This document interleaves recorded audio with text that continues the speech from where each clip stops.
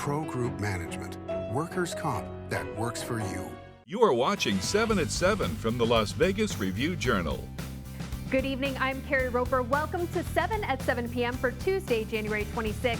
Tonight, we're bringing you 7 minutes of nonstop local news from the Las Vegas Review-Journal, starting with our top story sponsored by Carnegie Heights. In a virtual news conference today in New London, Connecticut, fire officials are releasing new details about the fire that killed tech entrepreneur Tony Hsieh last year. Renee Summerauer has more on the new discovery. Renee?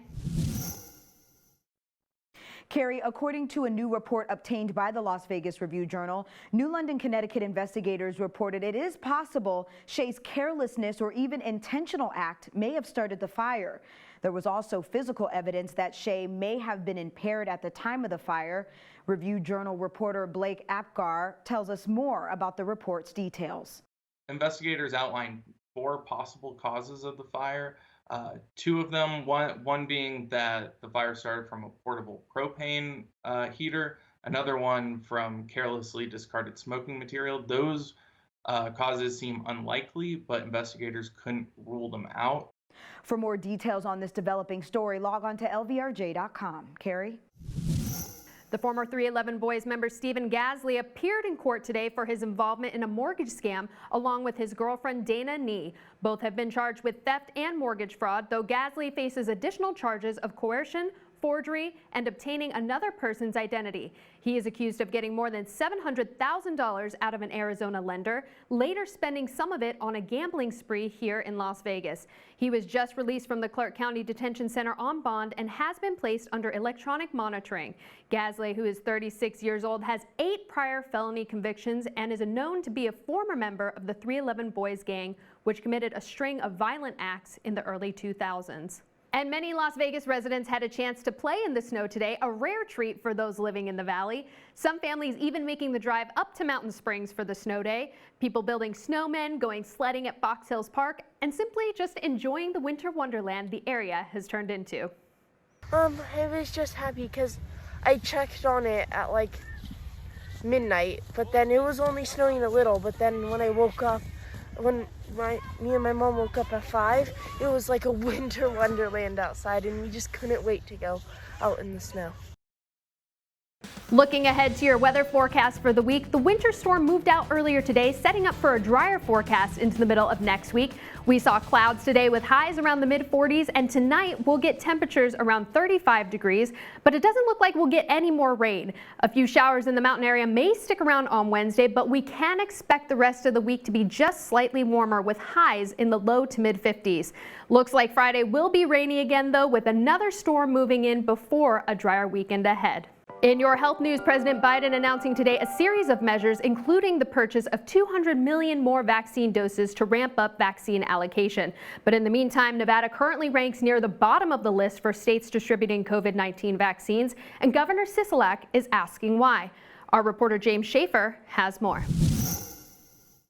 On Monday, Governor Sisolak sent a formal letter to the Department of Health and Human Services, accompanied by strong words on Twitter, saying it is unacceptable that Nevada had received the second lowest number of COVID vaccine doses among all U.S. states so far. Our health reporter Mary Hines had this to say. State officials said today, though, Nevada has asked for its entire allocation from the federal government of first doses. However, it has not asked for its entire allocation of second doses. That could be affecting our numbers. The governor also asked the department to not only look into the amount distributed to the state, but to find ways to increase our allocation both immediately and for the long term. Sports, sponsored by Scenic Brewing Company. Hi, I'm Cassie Soto with this sports update. It's been 1 year since the sports world lost basketball legend Kobe Bryant, his daughter Gianna, as well as 7 others. Bryant spent 20 seasons with the Lakers and was an advocate for women's basketball, as he was seen at multiple Las Vegas Aces games. Today, Golden Knights forward Ryan Reeves reflects on Bryant's legacy. You know the Mamba mentality is a guy that left everything out on the court. He was a team player, and he never didn't give it 100%. A guy that everybody around the league respected, looked up to, and obviously left a legacy in the sport, and he's going to be remembered for for a long, long time as one of the greatest to play any sport. Now, here's your sports betting update. The Kansas City Chiefs have already attracted multiple six-figure wagers to win Super Bowl 55. BetMGM reported a $180,000 bet on the Chiefs' money line and bets of $115,000 and $110,000 on the Chiefs minus 3.5. William Hill reported a $120,000 wager on the Chiefs minus 3. Despite all the action, the line has not moved from Chiefs minus 3 at most Las Vegas sportsbooks, but the total has dropped from 57.5 to 56.5 or 56 at some books. BetMGM says 76% of the wagers so far have been on the Chiefs.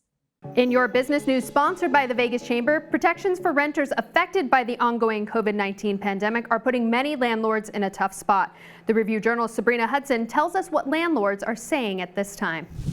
A lot of the discussion has been around protections for renters, but it has come at the cost of these smaller landlords having to take a lot of the financial burden by making payments, mortgage payments, without receiving rent from their tenants. In your lifestyle news, sponsored by Las Vegas Motor Speedway, those looking to get out of the valley for a bit can find the Grand Canyon South Rim less crowded, but still beautiful this time of year. It's about a 4.5-hour drive from Las Vegas to see the canyon dusted with some snow and even some wildlife.